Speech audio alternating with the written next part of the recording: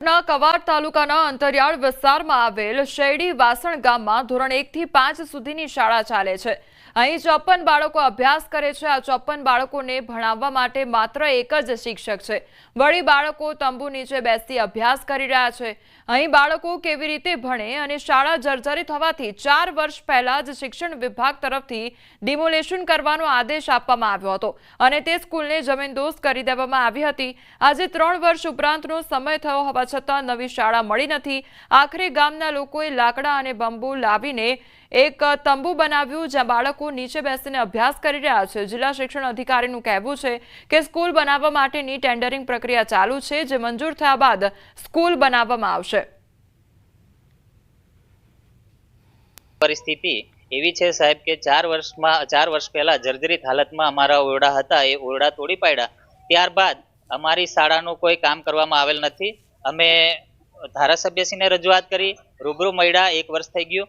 ત્યારે અમને એવું જણાવવામાં આવેલું હતું કે શાળા મંજૂર થઈ ગયેલા છે 2 રૂમ અને એ તાત્કાલિક બાંધકામ શરૂ થઈ જશે। તેમ છતાં 1 વર્ષ થઈ ગયું, અત્યાર સુધી અમારું કામ નથી કરવામાં આવેલું। એમાં એક શિક્ષક છે અને 1 થી 5 ધોરણ લગણ એક જ શિક્ષક ભણાવે છે।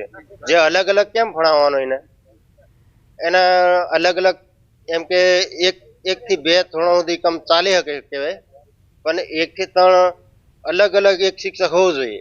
આ અમારે જર્જરિત રૂમ હતી ને, એ 4થું વર્ષ થયું, 4થું વર્ષ ચાલે છે અત્યારે।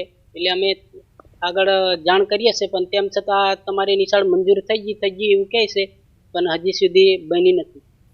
જે પરિસ્થિતિમાં રહીને બેસીને અભ્યાસ કરી રહ્યા છે તેના માટે આચાર્યશ્રી સાથે વૈકલ્પિક વ્યવસ્થા કરવા માટેનું આયોજન અને સૂચના આપી દેવામાં આવેલ છે। ગટોલ પ્રાથમિક શાળાના જે ઓરડા બાબતના જે પ્રશ્નો છે એના માટે સમગ્ર શિક્ષા ગાંધીનગર દ્વારા ટેન્ડરિંગ પ્રોસેસમાં હાલ ચાલી રહી છે। ટૂંક સમયમાં ટેન્ડરિંગ પ્રોસેસ પૂર્ણ થયેથી ઓરડાની કામગીરી શરૂ કરવામાં આવનાર। પોરબંદર નરસંગ રેલવે ફાટકથી જીઆઈડીસી વિસ્તારમાં રહેતા અલગ અલગ 4 થી 5 સોસાયટીઓ સહિત કુલ 25 થી 30 હજાર લોકો છેલ્લા 2 મહિનાથી હેરાન પરેશાન થઈ રહ્યા છે। નરસંગ ટેકરી રેલવે ફાટક રસ્તો બંધ કરી દેવામાં લોકોને હેરાનગતિ થઈ રહી છે। વળી વૈકલ્પિક વ્યવસ્થા તરીકે જે રસ્તો હતો તે પણ સાંકડો હોવાથી ત્યાં પાણી ભરાઈ જવાની સમસ્યા સર્જાય છે અને ખુદ તંત્ર દ્વારા તોડી પાડવામાં આવ્યો, જેથી લોકોને 2 થી 3 કિલોમીટર દૂર બ્રિજ પર ચડીને અવરજવર કરવી પડે છે, જેથી સ્થાનિકો મોટી સંખ્યામાં રેલવે ફાટક પાસે એકત્રિત થઈને આ મામલે વિરોધ નોંધાવ્યો હતો। સ્થાનિકોએ જિલ્લા કલેક્ટરને આવેદનપત્ર આપી વહેલી તકે રસ્તો ખોલવામાં આવે તે માટે માંગણી કરી હતી। અત્યારે હાલ અમારા રોજિંદા જીવનમાં ખૂબ જ ઘણો ફરક પડ્યો છે ફાટક બંધ કરવાથી। એમ કે અમારા બાળકોની વેન હોય કે રિક્ષાઓ હોય, એ લોકો બધાએ ભાડા વધારી દીધા છે, રિક્ષાવાળાઓએ ભાડા વધારી દીધા છે।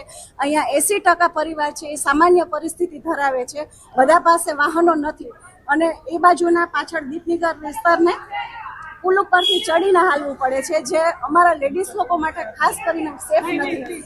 આ જે રસ્તો તમે જે આપ્યો છે અત્યારે ઓપ્શનમાં, એ અમારી જે પાણી જાતું હતું મીરાનગરનો જે પાણીનો નિકાસ હતો એ બંધ કરી અને એની ઉપર રસ્તો કરેલો છે, એટલે બહુ જ પાણી ભરાય છે। અમારે બધાને ઘરમાં ગોઠણે પાણી ભરાઈ ગયા હતા, 2 વર્ષથી પાણી ભરાય છે, તો એ ઓપ્શન અમારે જોતો જ નથી। આખો બધાને 25 થી 30 હજાર માણસને આવક જાવકમાં તકલીફ પડે છે ને જે 50 વર્ષની ઉંમરવાળા છે ને પુલ આખો ફરીને હાલીને જવું પડે છે ને મોટી ઉંમરવાળાને પુલ ઉપર જાય તો મોટા વાહનો આવે તો હડફેટ લેવાઈ જાય, ઘણી તકલીફ ઊભી થાય છે। અત્યારે વૈકલ્પિક રસ્તો તોડી નાખ્યો છે, બરાબર। આવવા જવા માટે કઈ નાના લોકોને આવવા જવા માટે કઈ રસ્તો છે જ નહીં, સિવાય પુલ અવડો મોટો ચડાવો, બરાબર। ઉદ્યોગમાં જે મજૂર વર્ગ આવે સાયકલ લઈને, જે લારી વાળા આવે સ્કૂટર વાળા ચડાવે, લારી વાળા આવે એ લોકો કેમ છે, ગલઢા માણસ હોય અને ઓલી સાઈડ જવું નરસંગ ટેકરીએ બસમાં જવું, એ લોકો કેમ નીકળે? તો આ બાબતે અમે તમામ સંબંધિત અધિકારીઓ સાથે તથા રેલવે સાથે ફરી એક બેઠક કરીશું।